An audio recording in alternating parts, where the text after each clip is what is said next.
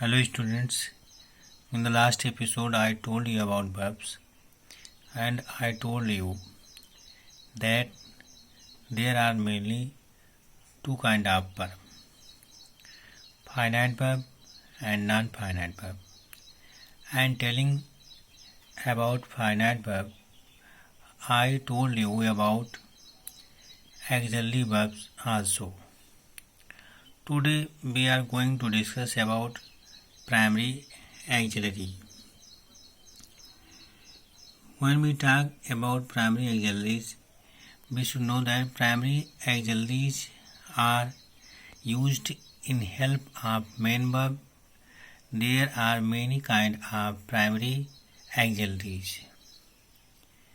Primary auxiliaries को पढ़ते हुए हमें जानना चाहिए कि प्राइमरी auxiliaries बहुत प्रकार के होते हैं और हम वन बाय वन इसको पढ़ेंगे.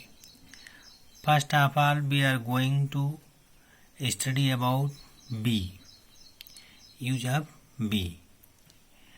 बी का मतलब होना होता है और बी एक ऐसा प्राइमरी ऑक्सिलरीज है जिसमें कि इज, एम, आर, वाज, वर ये सब आते हैं. बी का जो फर्स्ट फॉर्म होता है वह इज, एम, आर होता है. सेकंड फॉर्म इसका वाज या वर होता है और थर्ड फॉर्म इसका बीन होता है. इज, एम, आर की बात जब हम करते हैं, is, am, are used in active and passive voice of present continuous tense. Is, am, are का प्रयोग प्रेजेंट कंटीन्यूअस के एक्टिव और पैसिव वॉइस दोनों में होता है. जैसे एग्जांपल आप देखें, Aman is reading a book, we are watching match, I am listening music. ये जो तीनों वाक्य हैं ये प्रेजेंट कंटीन्यूअस टेंस के वाक्य हैं. Ball is being played by Prakash, they are being treated by him. ये दोनों वाक्य भी प्रेजेंट कंटीन्यूअस के हैं लेकिन ये पैसिव वॉइस में हैं. तो हमने क्या देखा कि इज, एम, आर ये जो हेल्पिंग वर्ब हैं इनका यूज प्रेजेंट कंटीन्यूअस के एक्टिव और पैसिव दोनों में होता है. एक बात आपको बता दूं कि इज, एम, आर इनका यूज प्रेजेंट इंडेफिनिट के पैसिव वॉइस में भी होता है. Is, am, are used in present indefinite tense in making passive voice. तो जहाँ इसका प्रयोग एक और प्रेजेंट कंटीन्यूअस के एक्टिव पैसिव में होता है वहीं इसका प्रयोग प्रेजेंट इंडेफिनिट के केवल पैसिव वॉइस में होता है. जैसे आप एग्जाम्पल देखें, David is start by me, you are watched by your guardians, I am warned by the principal. ये तीनों जो वाक्य है ये प्रेजेंट इंडेफिनिट का पैसिव वॉइस है और इसमें इज, आर, एम इन तीनों का यूज हुआ है. Watch oblique were is used in active and passive voice of past continuous tense. It is used in passive voice of past indefinite also.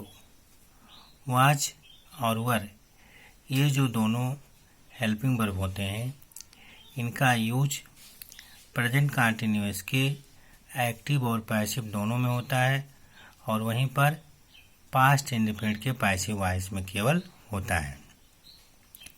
For example you can see, you were searching him, you were searching him, he was trying that trick, Mantu was selected by the manager, we were rebuked by the captain.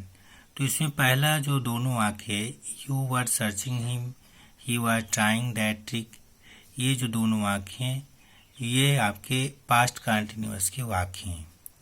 और वहीं पर Mantu was selected by the manager, we were rebuked by the captain, ये जो दोनों वाक्य हैं ये आपके पास्ट इंडेफिनिट के पैसिव वॉइस हैं।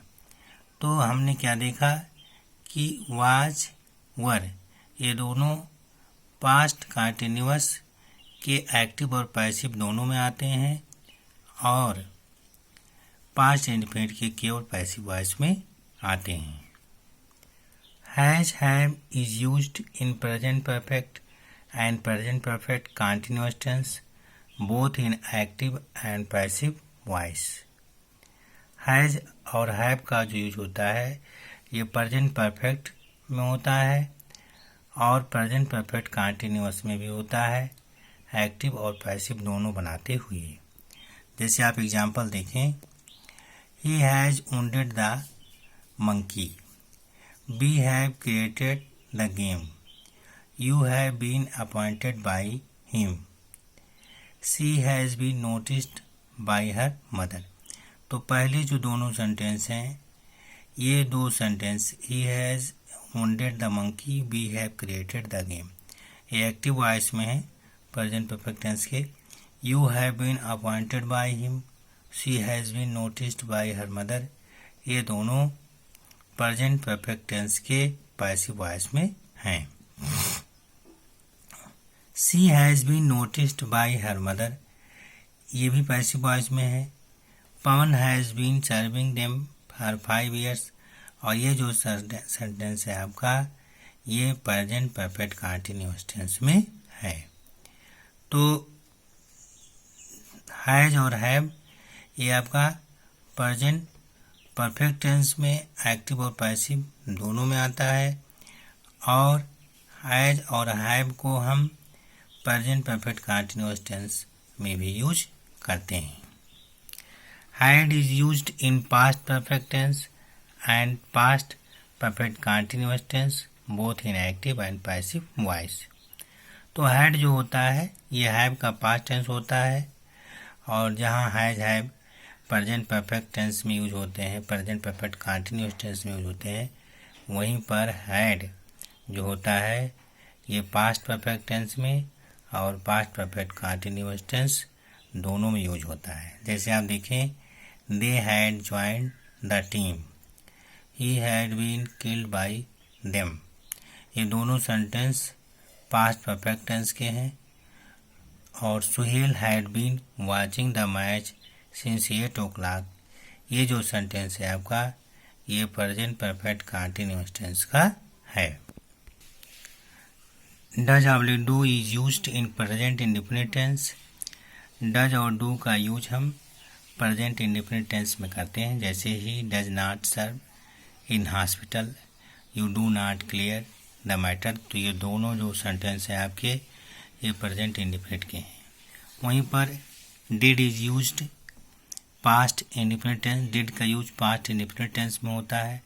जैसे है she did not water the plants, they did not make any plan. तो आज हमने आपको प्राइमरी एक्सिलरी के बारे में बताया और इसमें प्राइमरी एक्सिलरी में मैंने आपको बताया कि बी के बारे में, हैव के विषय में और डू के विषय में। ये जो बी होता है यही इज, एम, आर, वाजवर बनता है और ऐसे ही जो हैव होता है तो हैव का सिंगुलर जो होता है वो हैज हो जाता है और उसका जो पास्ट टेंस है वो हैड हो जाता है। वहीं पर आपका डू है, डू का सिंगुलर डज होता है और डू का पास्ट टेंस डिड होता है। तो एक बार आपसे फिर से बता रहा हूँ कि जो ऑक्सिलरी वर्ब होते हैं इनका काम ये होता है कि ये मेन वर्ब के साथ मिल करके कोई सेंटेंस बनाते हैं और सेंटेंस के टेंस का भी निर्धारण करते हैं। आज के लिए बस इतना ही। Bye, take care of you.